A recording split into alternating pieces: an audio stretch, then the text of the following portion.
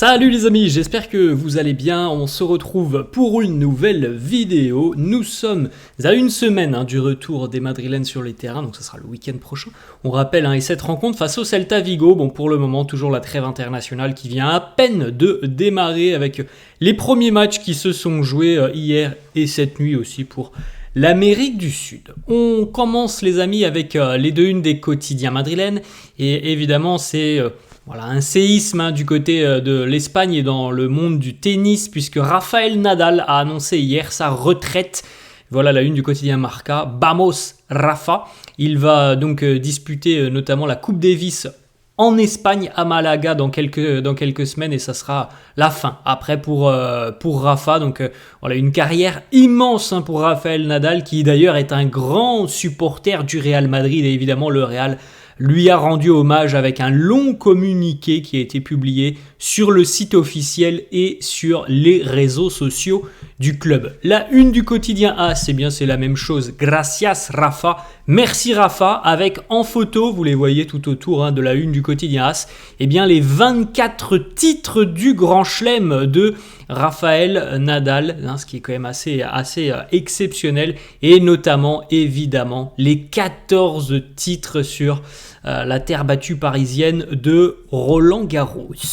Quelques petits messages de joueurs ou anciens joueurs du Real qui évidemment ont tous été de grands fans de Rafael Nadal lorsqu'il était sur les terrains. On voit notamment Cristiano qui lui a laissé ce joli message. Ta passion, ton talent incroyable ont inspiré des millions de personnes. Ça a été un honneur de pouvoir suivre toute ton aventure, toute ta carrière et de pouvoir t'appeler comme un ami. Félicitations pour ta carrière incroyable. Profite de ta retraite. Message de Toni Kroos, de Kylian Mbappé, Raphaël Varane, Lucas Vazquez, Vini, Marcelo, Fran Garcia. Il y en a d'autres évidemment des messages. De personnes qui ont tous été évidemment un petit peu surpris hier, même si on savait bien que ça allait arriver, parce que Rafa depuis à peu près 2-3 ans maintenant, physiquement c'est beaucoup plus compliqué pour lui, mais quand l'annonce elle tombe, c'est toujours un peu particulier. Un immense joueur Rafael Nadal. On rappelle aussi qu'il avait même eu droit à un tifo du côté du Bernabéu. D'ailleurs peut-être que ce tifo il vous dit quelque chose parce que des fois je l'utilise comme vignette pour mes vidéos. Donc voilà, c'était bel et bien Rafa qui était présent au milieu de ce tifo. 22 titres, c'était pas 24 pardon, c'est 22 titres en Grand Chelem, 14 donc du côté de Roland Garros, 92 titres ATP, 36 Masters, une victoire aussi lors des JO, roi de la terre battue, Rafael Nadal. On continue les amis avec des petites informations, là on repart plutôt sur le foot, sur le terrain. Hier, l'équipe de France était en déplacement en Hongrie, non pas pour affronter la Hongrie, mais Israël. Victoire pour les Bleus sur le score de 4-1 avec notamment le capitaine Aurélien Tchouaméni. Vous le voyez, il porte le brassard de capitaine Aurélien hier qui a joué l'intégralité de cette rencontre avec un pourcentage de passes réussies de 90%, 92 sur 102 pour les passes réussies, 123 ballons touchés, 4 sur 5 pour les longs ballons, 4 récupérations de balles, 3 tacles gagnés, 4 fautes obtenues, 11 passes qui permettent d'entrer dans le dernier tiers du terrain adverse et 10 duels gagnés. Le record du match, un très gros match pour le nouveau capitaine de l'équipe de France, évidemment en l'absence de Kylian Mbappé. Autre satisfaction, Eduardo Camavinga. Regardez, ça c'est la réaction de Cama hier après son ouverture du score, lui qui n'a pas forcément beaucoup l'habitude de marquer et donc qui, je pense, ne savait pas trop quoi faire comme célébration. Voilà la première réaction de Camavinga lorsqu'il a marqué, un petit peu surpris visiblement de marquer. Eduardo qui lui aussi a fait un gros match hier. Il est sorti à la 70e, Eduardo, un but, une passe D aussi pour Cama. 90% de passes réussies, 12 passes qui permettent d'entrer dans le dernier tiers du terrain adverse, 76 ballons touchés, 7 sur 12 pour les duels et 5 sur 5 pour les tacles. Gros match des milieux de terrain madrilènes sur cette rencontre. Et je pense que ça permet à Didier Deschamps de souffler certainement un petit peu parce qu'il fallait absolument un résultat positif.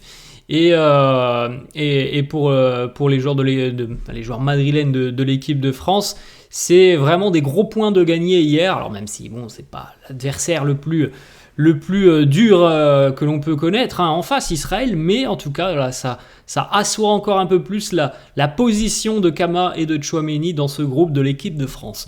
Du côté de la sélection anglaise, regardez l'égalisation de Jude Bellingham à la 88e minute, alors que l'Angleterre était menée 1-0 par la Grèce. Égalisation de Bellingham donc à la 88e.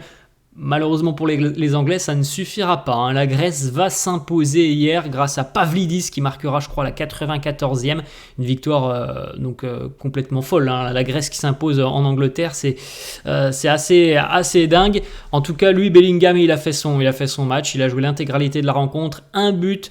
Il a complété le plus de dribbles dans cette rencontre. 5, il a été le joueur qui a été le plus victime de fautes. 4, il a gagné le plus de duels au cours de cette rencontre. 11, 2 occasions créées, 7 passes pour entrer dans le dernier tiers du terrain adverse et 5 sur 6 pour les dribbles complétés.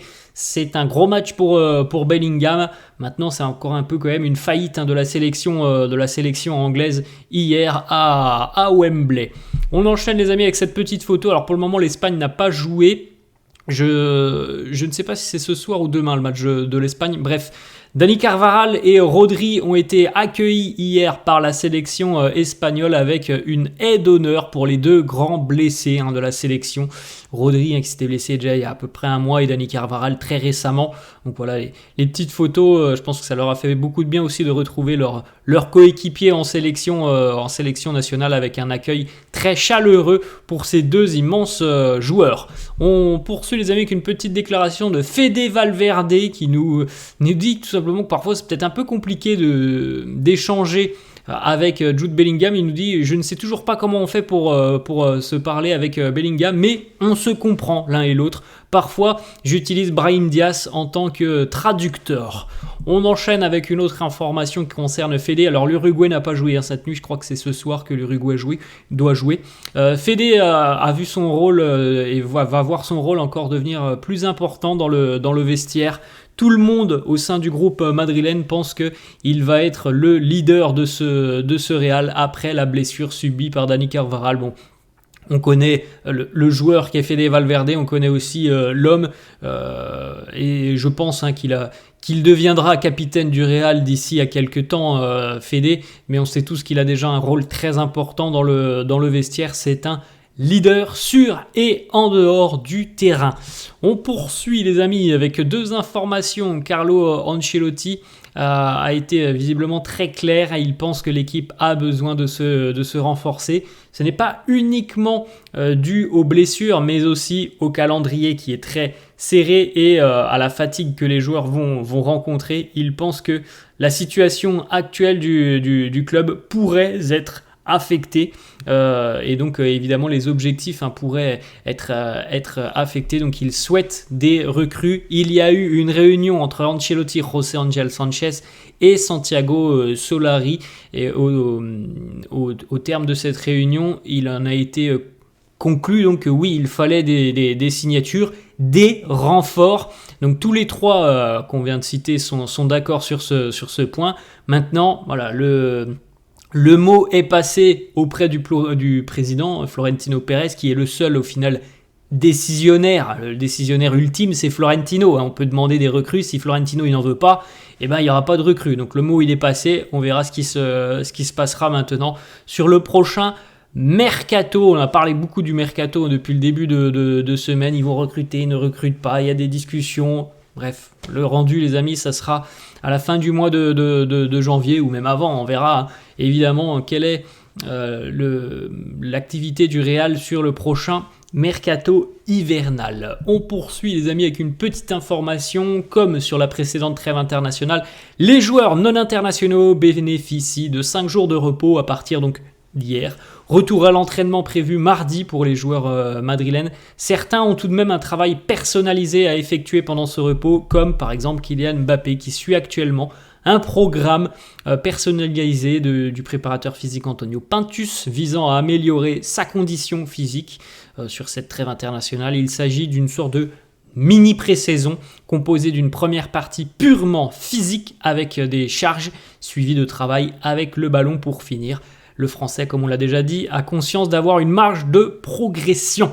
On enchaîne les amis avec deux petites photos, lui aussi, lui il n'a pas des jours de repos, il continue son processus de récupération. 300 jours les amis, déjà 300 jours depuis la blessure et la terrible blessure de David Alaba.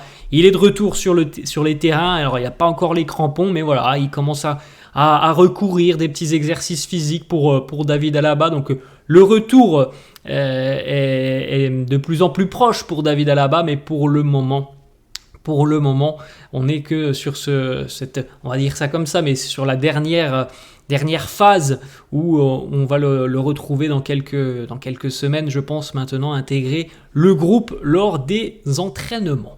On a une petite déclaration d'Arda Güler qui est évidemment avec sa sélection turque. Arda qui nous dit « Il n'y a aucun problème entre moi et Carlo Ancelotti. Je vais avoir plus de minutes cette saison. Évidemment, j'aimerais jouer tous les matchs, mais c'est normal. Tout est normal, tout se passe bien, il n'y a pas de problème. » Voilà. On a vu les informations qui font état d'un intérêt de Fenerbahçe. Après, moi, je pense que ça n'arrivera pas. Il n'y aura pas de départ de Arda sur le mois de janvier parce que Carlo n'a certainement pas envie d'un départ. Il a certainement envie de recrue, mais il veut certainement pas un départ. Et parce que Arda, lui aussi, il est resté quand même très droit dans ses bottes, Arda, hein, même s'il n'y avait pas de temps de jeu l'année dernière. On n'a jamais entendu Arda ou ses représentants dire il veut quitter le Real pour aller trouver du temps de jeu. Ça, on ne l'a jamais entendu. Donc, voilà, je pense que ça ne changera pas sur le mois de janvier. On continue les amis avec une petite déclaration du nouveau gardien du FC Barcelone, Wojciech Szczęsny, qui nous dit le Real est favori de la Ligue des Champions. Il a dit oui évidemment ce genre d'équipe du côté du Real fait partie des grandissimes favoris de la compétition. Il nous dit aussi je suis sûr que tout le monde du côté du Barça va tenter de détruire cette tradition et de remporter le trophée. Bon, quand on voit le début de saison du Barça, on se dit que oui, le Barça aura certainement des ambitions sur la Ligue des Champions. Et puis on est tous un petit peu hypés, hein. Maintenant on est à 15 jours du Classico qui approche. Ça va être un grand match. On enchaîne les amis avec une petite information alors intéressante, on verra comment ça se passe, mais normalement lors de la Super Coupe d'Espagne, alors, bon, ça va concerner 2 matchs au mois de janvier, il n'y aura pas de temps additionnel. Alors c'est quand même quelque chose d'important. Alors c'est une avancée dans le but de limiter le temps de jeu des joueurs. Alors bon, c'est une avancée, hein, il faut le souligner, c'est à mettre en avant. Après moi je pense que s'il faut limiter le temps de jeu des joueurs, il faut réduire le nombre de matchs.